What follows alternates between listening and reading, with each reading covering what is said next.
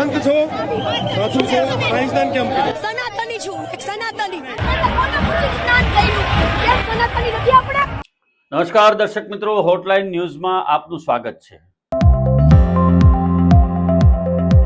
જુનાગઢ ખાતે શિવરાત્રીના મેળામાં કીર્તિ પટેલે જુનાગઢના શિવરાત્રીના મેળામાં દામોકુંડમાં સ્નાન કર્યું. એનાથી કેટલાક સાધુ સંતોને પેટમાં ચૂંક આવી છે. આ એ જ સાધુ સંતો છે કે જેમના વિડીયો ભૂતકાળની અંદર વાયરલ થયા હતા અને કેટલી વખત એ લોકો વિવાદમાં આવી ગયા છે. એ સાધુ સંતોને હવે કીર્તિ પટેલે જુનાગઢની અંદર શિવરાત્રીના મેળામાં સ્નાન કર્યું એટલે વાંકું પડ્યું છે અને એમણે કહ્યું છે કે આ યોગ્ય નથી. એને લઈને વિવાદ ઉભો થયો છે. સાધુને ભેષમાં અમુક લોકોએ સાધુના કપડા પહેરીને મગગી કુંડમાં સ્નાન કરીને મગગી કુંડને ગંદુ કરવા માટેના કોશિશ કરે છે, ત્યારે બહુ દુઃખ થાય છે. પણ હું તંત્રને સાધુવાદ આપીશ કે આ વખતે સાધુ સંતોને ભેષમાં જે અમુક લોકોએ આવ્યા હતા, તંત્ર એને પકડીને બહાર કાઢ્યા છે.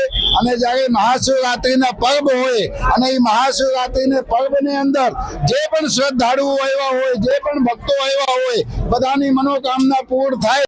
વાસ્તવમાં સનાતન ધર્મ એ તમામ જીવ માત્રનો સ્વીકાર કરવાની વાત કરે છે. શિવ પણ સ્વીકારના દેવ છે. તમે કોઈ પણ કર્મ કરો, કોઈ પણ ધર્મ હોય તમારું કંઈ પણ હોય, એ શિવના ચરણમાં જઈ અને પવિત્ર થઈ જાય છે. કીર્તિ પટેલ કે જે સુરતની છે અને એના વિડીયો ખૂબ વાયરલ થઈ રહ્યા છે અને એ સતત વિવાદમાં રહે છે. એ પાસા હેઠળ પણ જેલવાસ ભોગવી ચૂકેલી છે.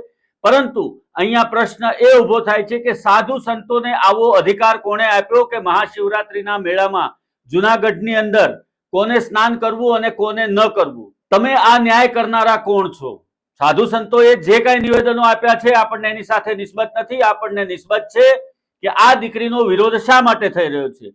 બીજી વસ્તુ કે મમતા કુલકર્ણી દેશ વિરોધી પ્રવૃત્તિઓ કરી, ગેંગસ્ટર અબુ સાલેમની સાથે જઈને આવી, આટલા વર્ષો સુધી એની સાથે રહી, ત્યાર પછી એ આવી અને તાજેતરની અંદર કુંભ મેળાની અંદર એને કિન્નરના અખાડાની અંદર સંન્યાસ લીધો, ત્યારે કોઈને વાંધો ન આવ્યો. ત્યારે એવું લાગે છે કે સમરથ કો નહીં દોષ ગોસાઈ.